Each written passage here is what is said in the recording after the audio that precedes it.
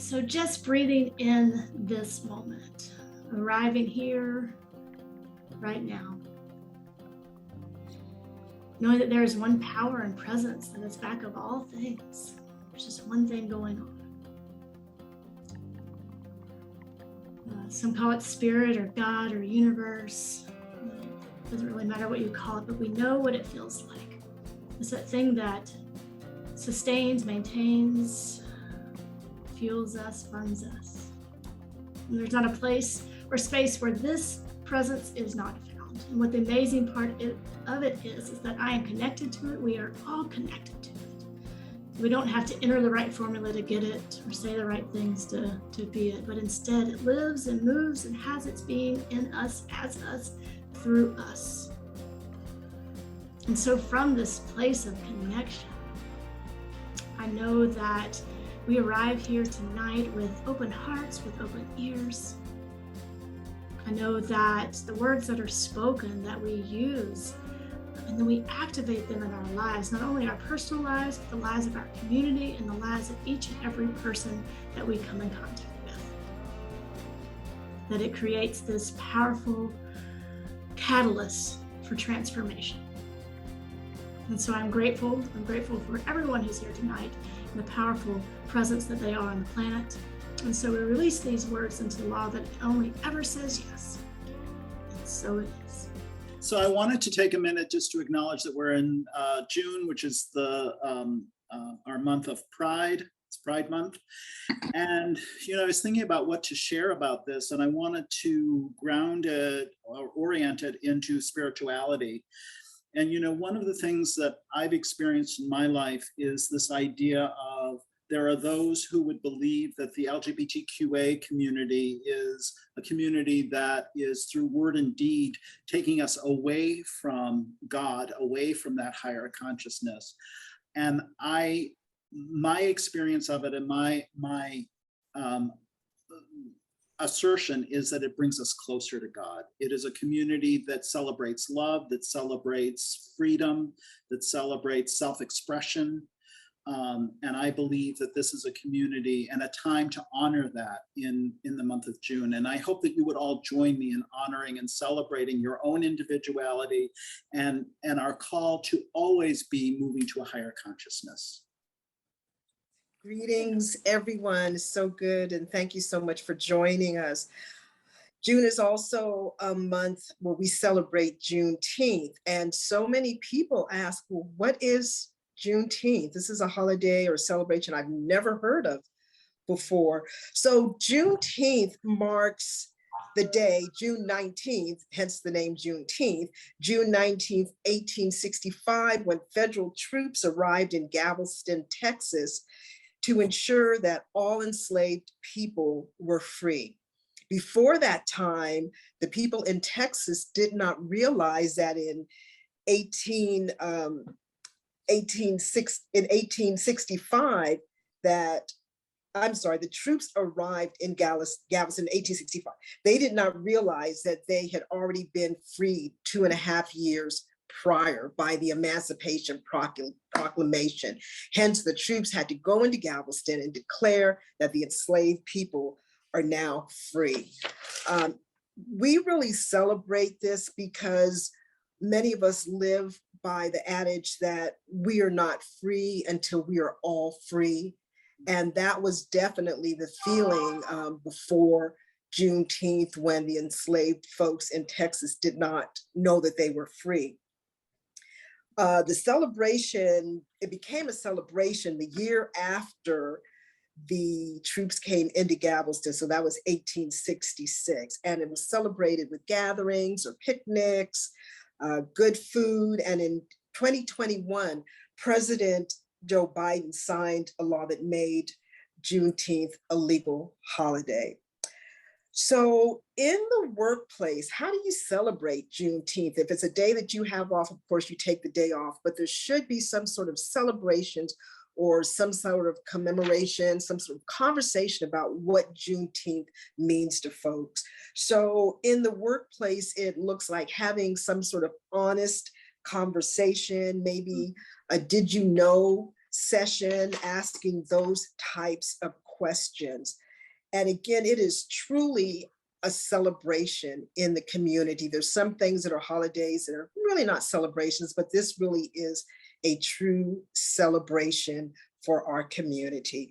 And that, in a nutshell, is what is Juneteenth. Thank you. So last time we met with part one, we did this exercise where we all got together in breakout rooms and we talked about communities that we belong to and who we are in those communities. So for example, I shared that I am part of a practitioner community. I'm a practitioner and I'm part of that community. And the way I show up in that community is to be, of service to my organization, my spiritual community, my spiritual center, and of course to CSL. Today, what I'd like to do is take the next step, which is let's vision the community that we want to create for ourselves. And I did this exercise a couple weeks ago with another group. And one of the things that I came up with when I was asked to do this was the community that I wanted to create in my imagination was like a farmer's market. Because we have a farmer's market here not very far from me, and everybody comes. We're supporting all the local growers and artisans and craftspeople. It's just a really diverse community that comes together, and everybody just has fun. And there's music, and it's just a really beautiful gathering. And that's the kind of community energy that I would want to be in all the time. So we're gonna put you into breakout rooms to share a little bit about what your vision is for what your community would be. And how you would see it, envision it. And we really want to just invite you to use the time for that. You can also use the time just to check in and say hello to each other and meet each other. So if anybody feels called to kind of share out some of your thoughts or whatever came up for you in your breakout, I'd love to get some voices going in the room. Our group was Larry and Leela, and did I say that right? Lilia. Lilia. Thank you, Annie. And so what we took off your farmers market kind of a theme in terms of creating an atmosphere that allows people to show up. There's no compulsion. There's no skullduggery or any of that. You're there because there's something that interests you. You may, your intent is to get something, but we're not going to pressure you. And then I kind of dovetailed that in with the idea of being in a little small village that was really, thinking about some of the European villages where people sit out and they drink coffee and it's nice and slow and everybody knows, so that there's a collegial environment that inspires people to get to know each other and work together and all those kinds of things without feeling pressure and competition and so forth. So I try to summarize ours and I'm complete. So I'll speak for what I shared about. I was in the group with Rebecca Beal and Lori Hawkins. And what I shared is a lot of what Ozia just shared, is that our community is not as diverse as it could be. I think I may be the only person of color, and that's brown, but you know what I mean. And so why don't we create more opportunities to go out and engage, maybe meet diverse groups and just go out and say, hey, we're here, and just get to know them and connect. So connection and engagement. And I don't think it's about social media. I agree, Ozzy, it's about just fun times or, getting together times.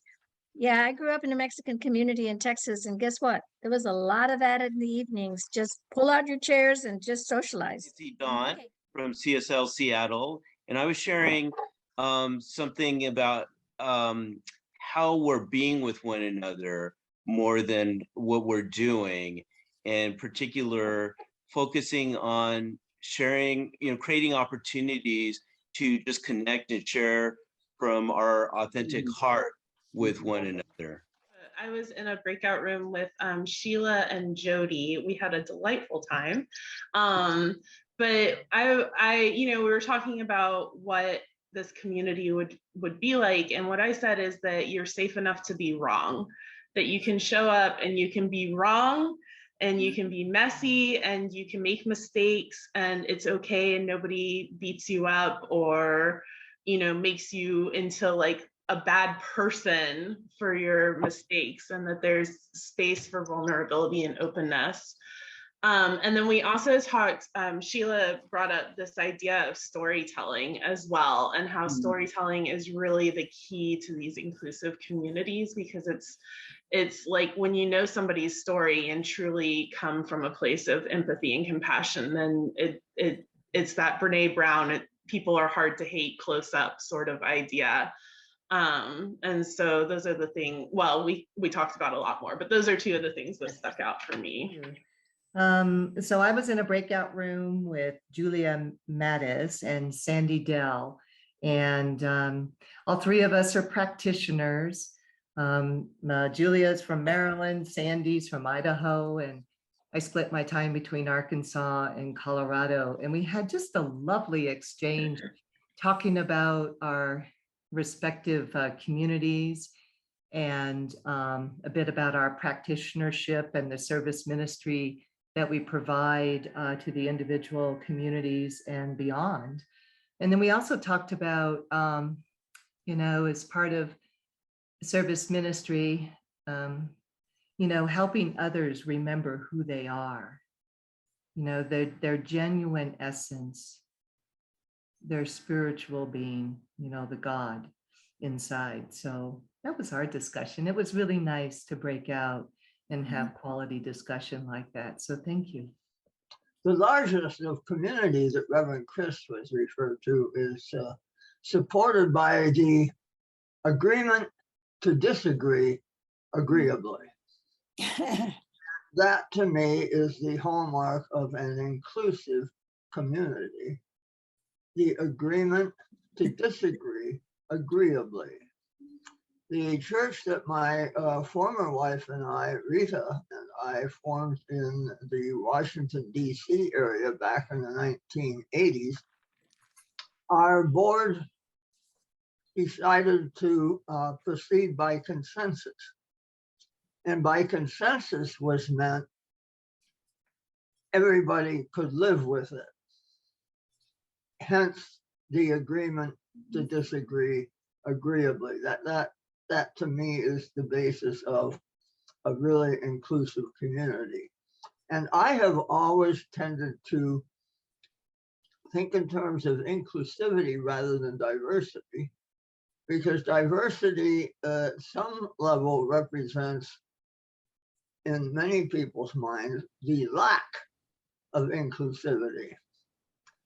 And it's like abundance. If I look for abundance from a perception of lack, I just get a greater abundance of lack. If I'm really, really caught up in diversity, I'm somewhat caught up in a lack of inclusivity. Well, thank you for sharing your thoughts and your wisdom, for sure. And we're gonna have more opportunities as we unfold here for more wisdom and more sharing. So the last time we got together in part one, we started to look at characteristics that show up in a society that has a supremacy-based culture. And the United States tends to have that show up in a lot of different ways.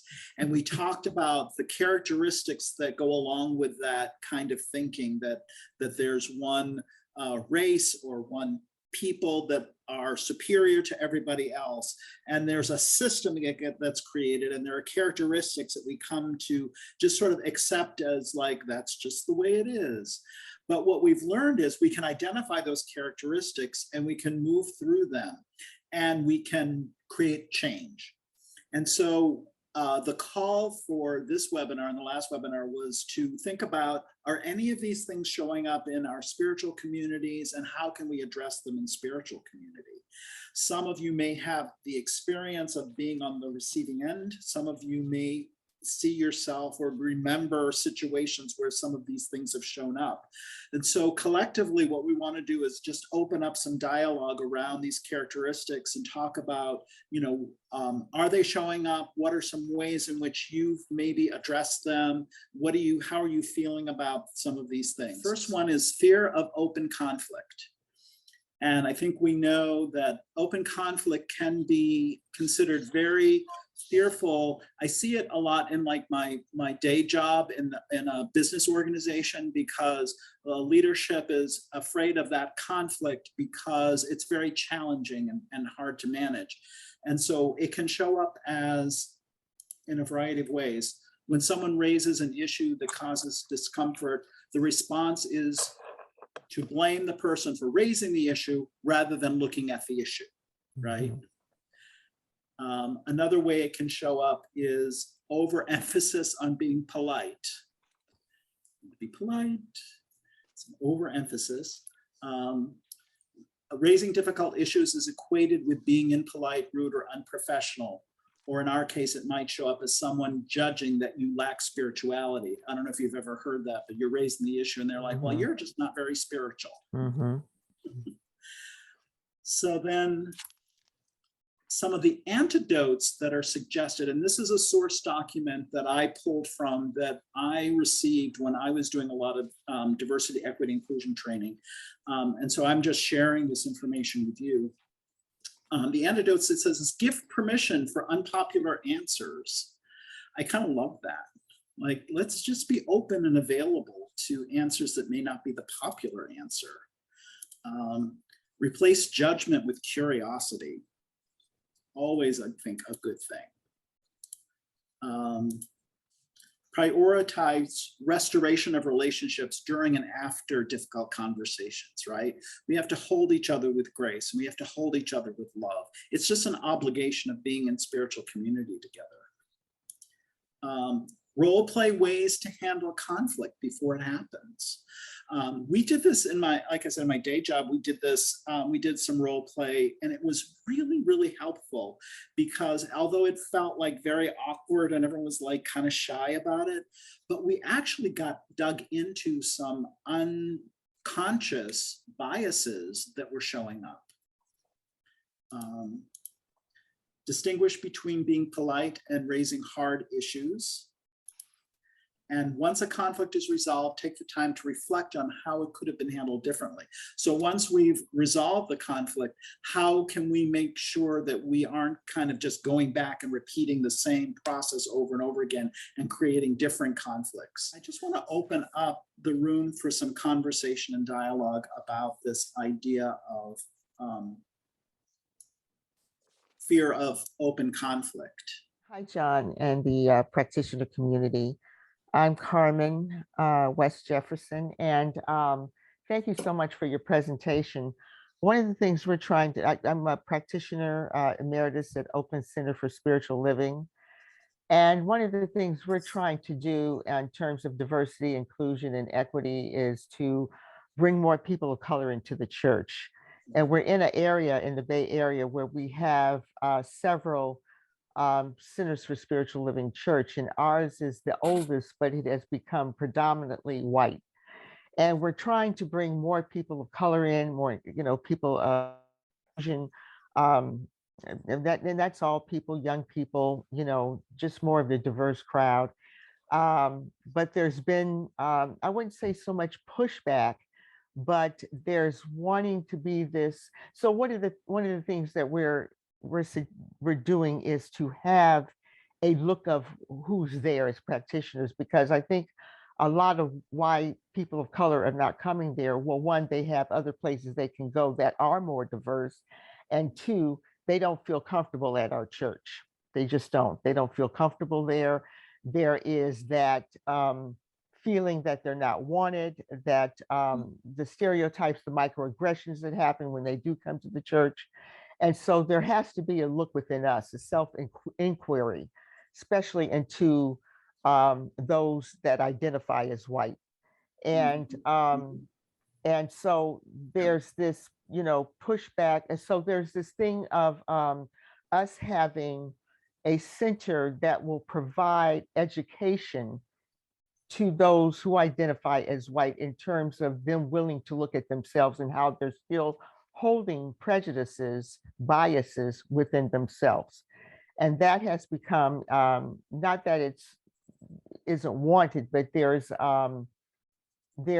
this feeling of a fear and a feeling of a shame and guilt. And while there are white organizations that are like Surge or what we have here in San Leandro, white organizations that help whites identify shame and guilt around slavery and racism and that kind of thing. The idea is to have a place where whites can come and talk and have the talk around race, those hard conversations. And so in having those hard conversations, there's this thing in the practitioner core that's brought up about, well, can we have something nice? Can we have some Martin Luther King or, something that is, I guess, more pliable and more easier to digest rather than just sticking to the hard conversations.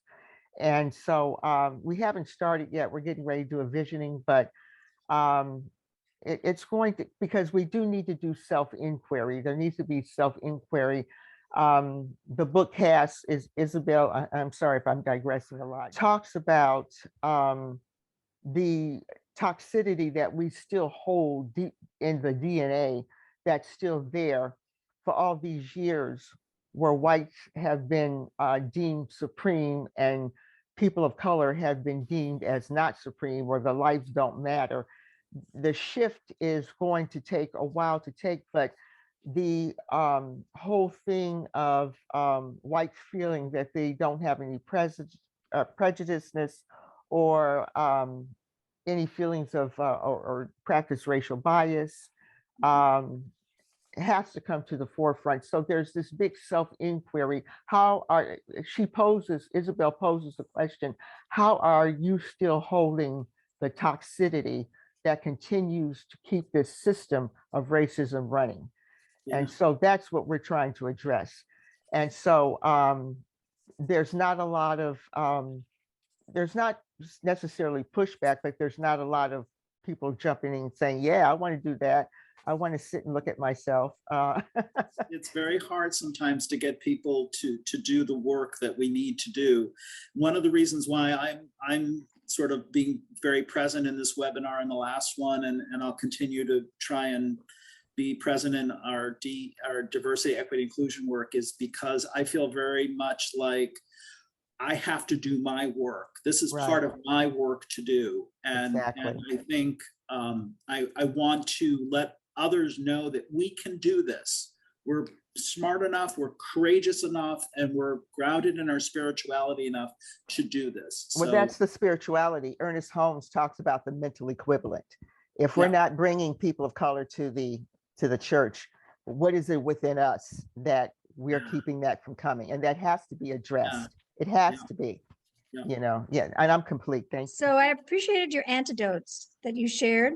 And so I actually teach classes on conflict resolution. And if you guys have not read The 7 Habits of Highly Effective People by Stephen Covey, it's a great book. But habit 5 is seek first to understand before you seek to be understood.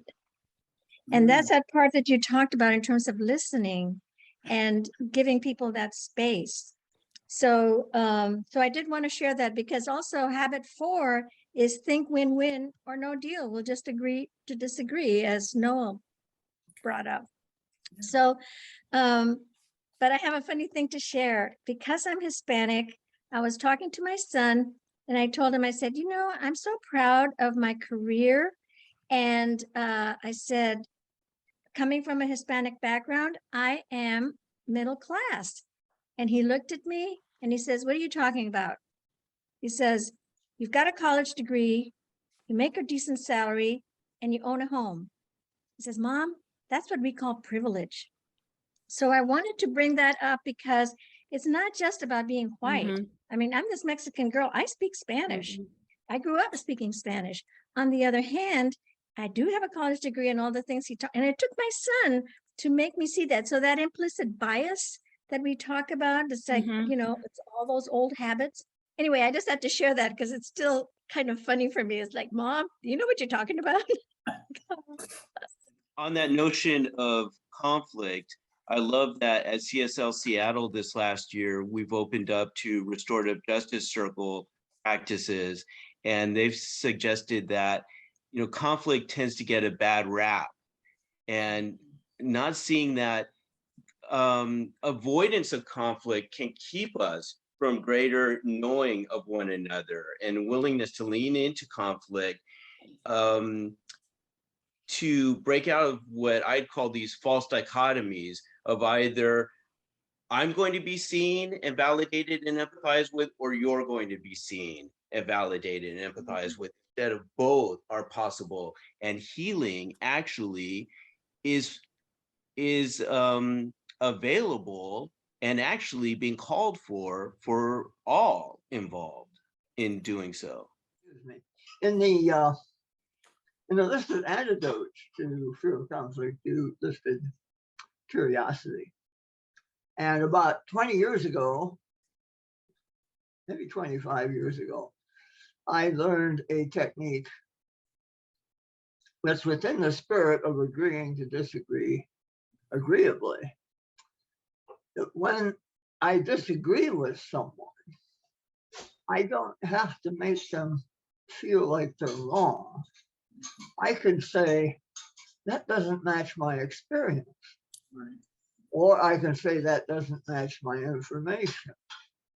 And I have therefore invited their curiosity to find out what my experience of what my information is all about. Hmm. In other words, conflict can be used as an invitation to take a look at our differences. I'm in Houston. I lived in El Paso. I grew up in El Paso, and I'm in Houston, Texas, which was really, really interesting because me and El Paso were surrounded. Okay, there's a lot of us who are Hispanics or Hispanics or Latinx. I get to Houston and I have a bachelor's degree and I have a master's degree and some other things, and it was very interesting to realize that they were kind of considering me a little bit odd because I was educated. Mm. Yeah, because of the paradigm was that most Latins are immigrants and they're not educated, and they do subservient work. And so every single, a lot of the times they'd look at me and go, "How did you learn how to speak Spanish?" And I was like, "Well, it was my first language." There's still some of that, and I don't think it is as bad, but every once in a while it comes out. Now we're into individualism, so I'm going to let Reverend Elzia take over from here. Okay, everyone. Hello. Glad you're with us. And individualism, it shows up very strong in our culture because of, I think part of it is the capitalism or the pull yourself up by your bootstraps mentality. So, and because of the competition. So it's very prevalent, I think, in our culture. And so the first thing we have is little experience or comfort working as part of a team.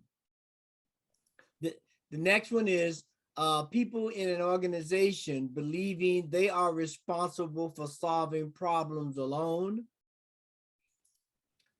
Accountability only goes up. Desire for individual recognition and credit. Competition is more highly valued than cooperation. The belief that if something is going to get done right, I have to do it. And only valuing what is efficient. And so here are the antidotes, and then we'll open it up for a little bit. So one thing is centering questions. What do we want to create together? The second one is value coalition building and collaborative leadership. Evaluating people based on their ability to work as part of a team to accomplish shared goals. Share your goals. Create a culture where people bring problems to the group. Use meetings to problem solve and team build, not just report.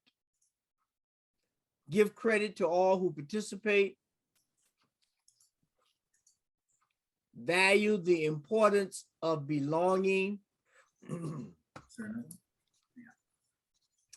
Practice trust and cultivate it throughout the organization.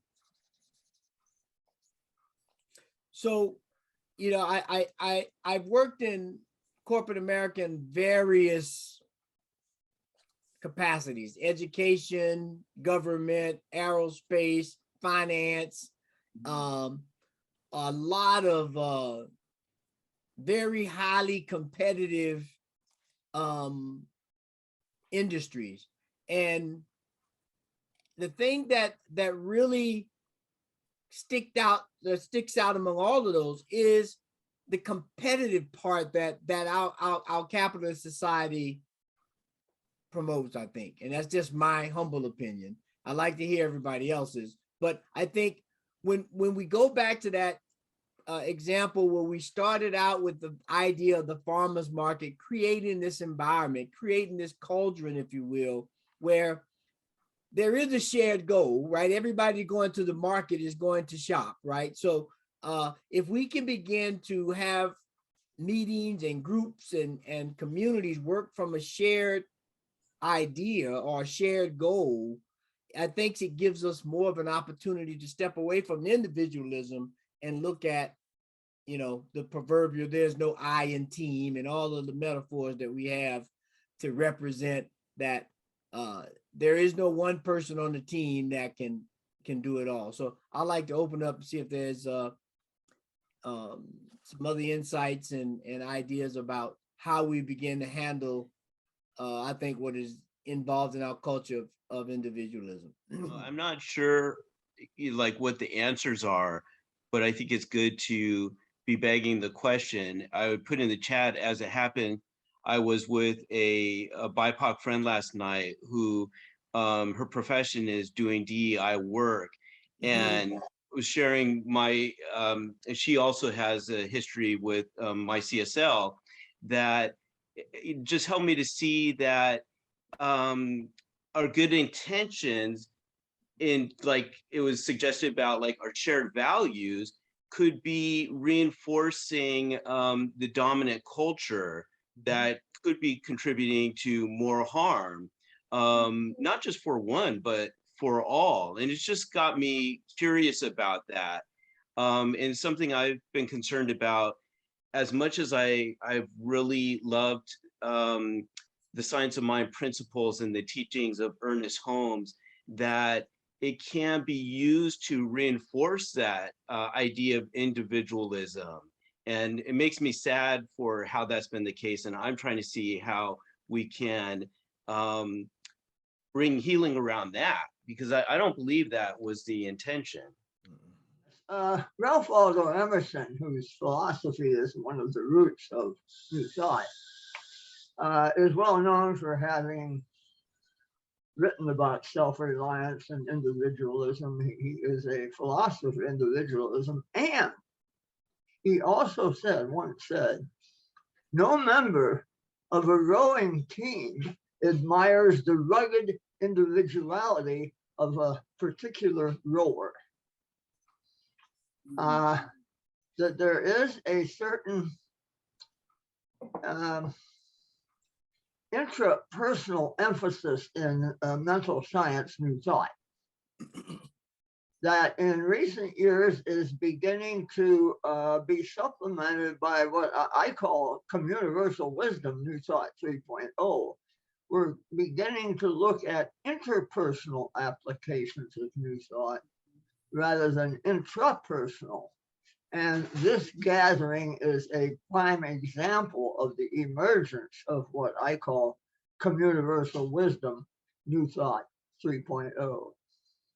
Yeah, I think I was thinking about self-reliance as well, and that essay, and I think, you know, individualism can show up as vanity and ego as much as anything, and I think that's kind of what we're concerned about in this characteristic. I just wanted to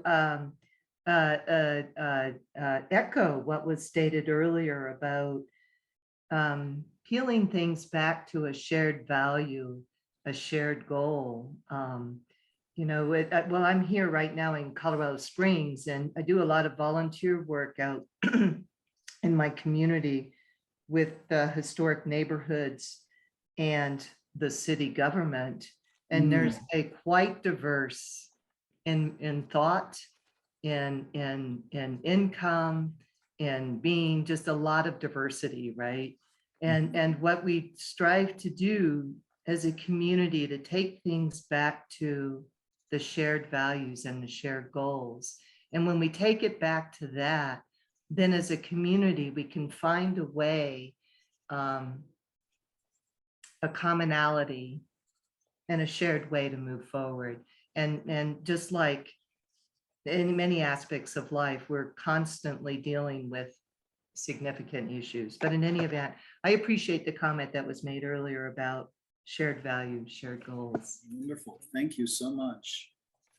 Yeah, I think that in spiritual community, you know, so often our communities are structured from like the minister, and then everything flows down from there, very sort of pyramid shape. And, you know, at my community, we're trying very hard to make a collaborative leadership experience. And I see that happening more and more, where we're really being much more open and collaborative and working together. It's very exciting to see it happening in some of our CSL centers. So I'm going to move to the next characteristic, and then we will have time to kind of come back and kind of talk about anything you want to talk about. So a sense of urgency can show up as people who are used to being in power take the lead to get things done in time, silencing the leadership contribution of others. Yeah, I see this a lot in some of the diversity, equity, inclusion conversations that I have, where the primary complaint can be, there's just not enough time to be inclusive. Yeah, it's true, it takes time and a wanting to do it. Continued sense of urgency that makes it difficult and impossible to take time to be inclusive, to think long-term, to consider consequences. And then I added this in here because this is a question that I ask myself all the time in a leadership role in my day job. Who does it help and who does it hurt? Who am I helping? Am I just helping sort of the top tier of the payroll? And who am I hurting? Or is it something that's helping everybody, right? Frequently results in sacrificing potential allies for quick and/or highly visible results. And I think there's, nope, that's it. Oh, then the antidotes that are offered are create realistic work plans with clear priorities. So, you know, budgeting our time appropriately allows for time to sort of mitigate this sense of urgency. Be transparent about how decisions will be made in an atmosphere of urgency. So having a decision-making process is always good. Take time to reflect on leadership style in times of crisis. Take time to reflect on leadership style in times of crisis or urgency. Plan ahead. So, you know, I know myself very well. In a crisis, I know how I will show up. So I have to plan ahead to bring my best self into any kind of crisis or urgent situation.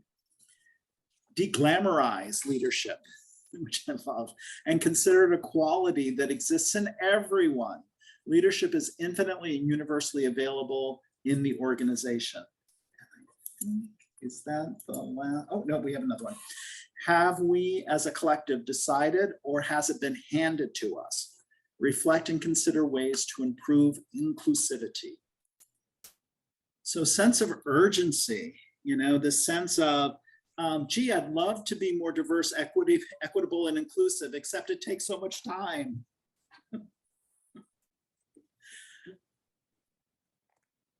Does anyone want to share? You know, one of the topics that I studied is system theory and system dynamics.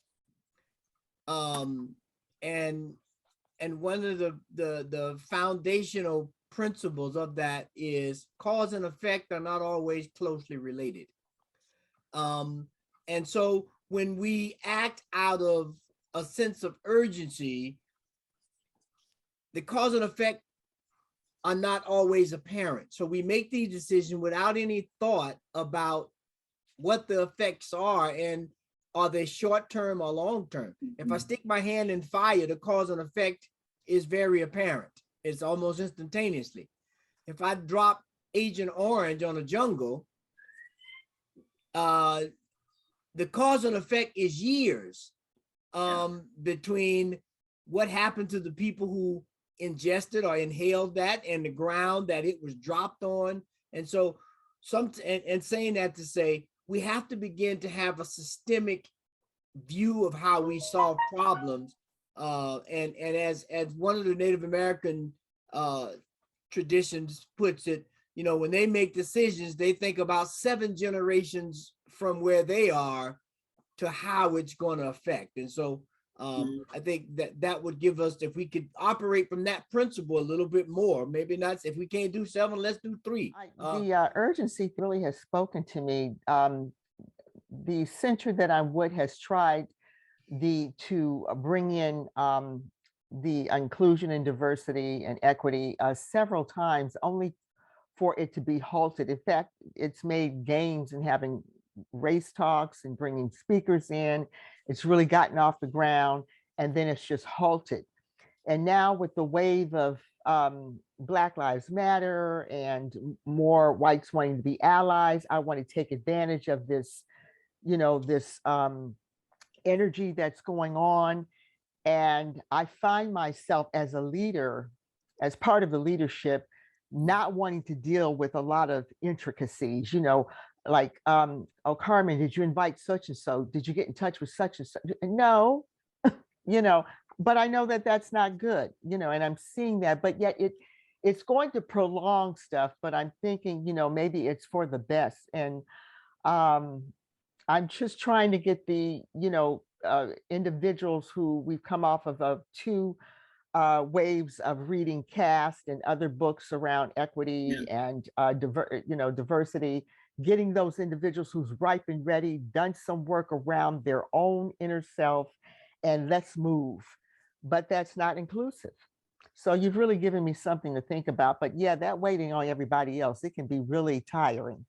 Would share, Carmen, is that out there in the world, there are a lot of different actual decision-making systems, if you will.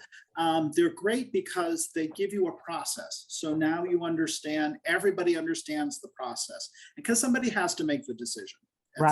Right. And so else it'll be next year before we do anything. Yeah, I'm sorry. I was just going to recommend, you know, looking into that and maybe adopting one of those systems.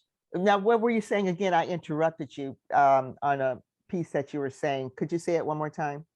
That there are different decision-making processes out there, and I would recommend like maybe looking at one of them, because what I like about it is it can be a little prescriptive. In other words, you're kind of like following this process, but then everybody knows the process. So when you know who is making the decision, you know who is influencing the decision, who is, if as Zia said, if we have to think about all of these different variables, how is it going to affect the next generation? How is it going to affect this? How is it going to affect that? We have to pull in the people around us, so it has to be collaborative. You're correct. I'll put a link in the chat when I have a second and I'm not doing all this tech. Okay, I'm writing what you said. Process that I know one organization uses. As someone who struggles with this sense of urgency, I've appreciated that one of our restorative justice circle facilitators has encouraged or has recommended going at the speed of trust, as she puts it, that it may seem to take more time in the short term, but it actually is more beneficial in the long run. Something that I'm opening up to and seeing the value of. the point I was going to make is that nature just provides so many examples of ways to organize.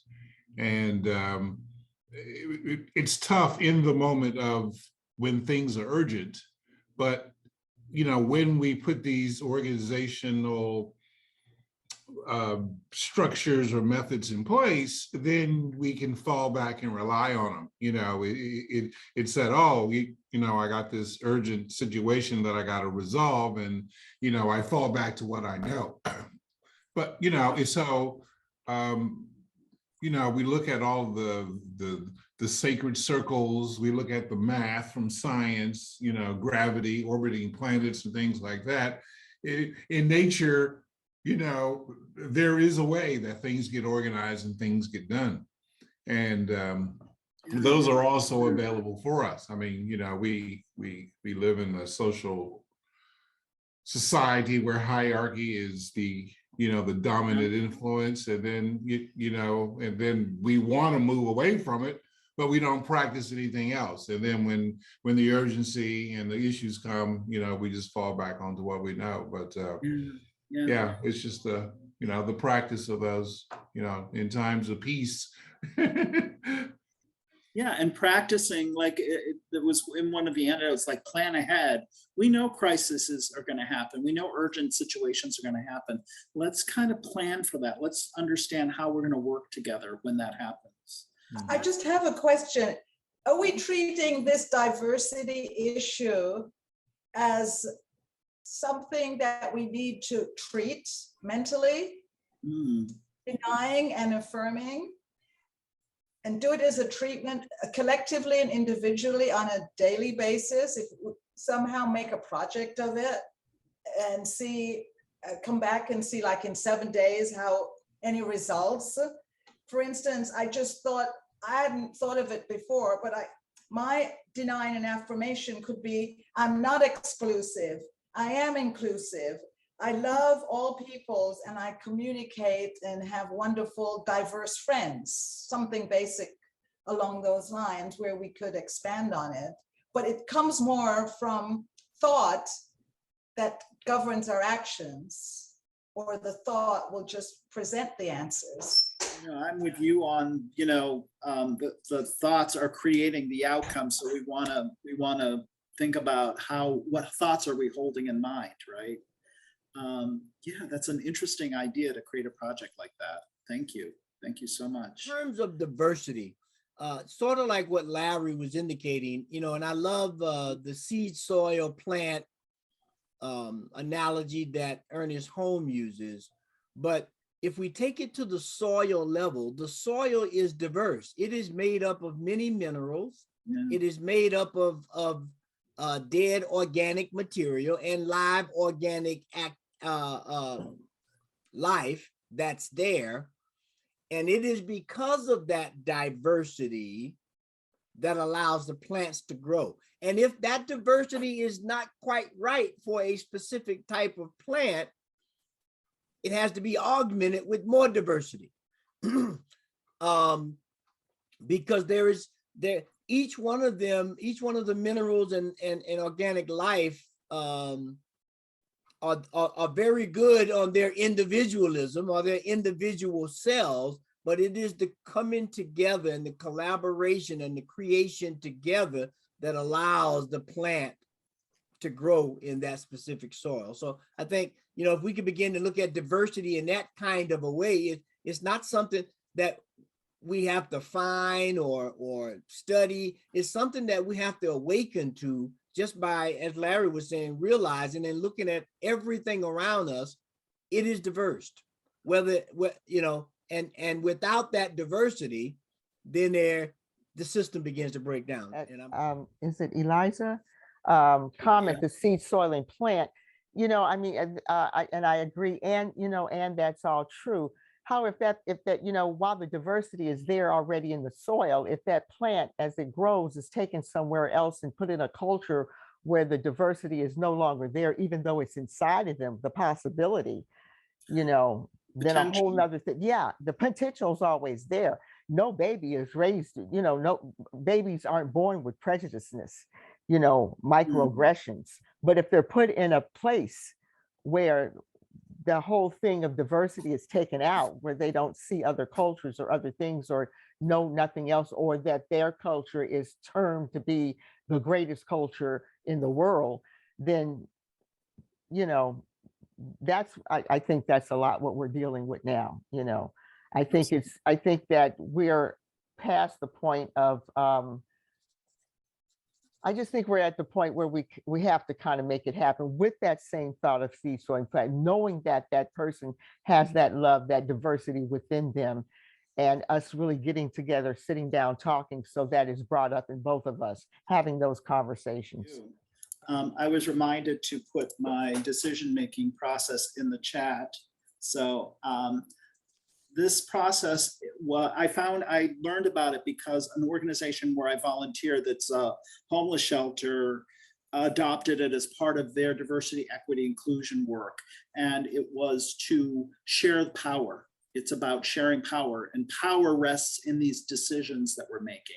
So this is just one model. There are others out there, but I'll put this in the chat in case you're curious about how, what a decision-making model might look like.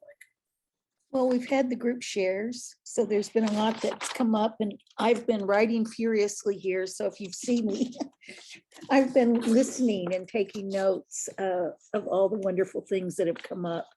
And, we are centers for spiritual living, and we do have shared values and shared goals. We have a global vision that we're working on. And this DEI work is directly related to that global vision. We have to see that as the work that we're doing in all of our centers. And thank you all for being here. We appreciate you so much.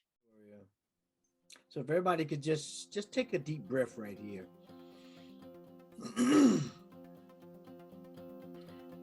release all of the tension that some of these points in the conversation may have raised, and just allow ourselves to be present.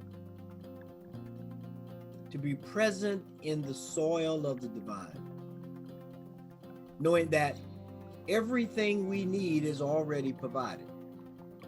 Everything that allows us to grow fully and wholly are provided in every situation we find ourselves. Because God has stated that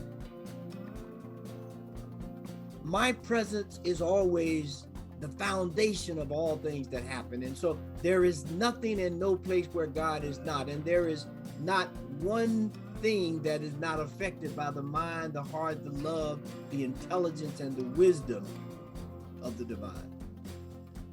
And so as we look at this way of creating better community, to be better communicators, to be more collaborative thinkers and creators, and the ones who set an example of what it means to live in harmony.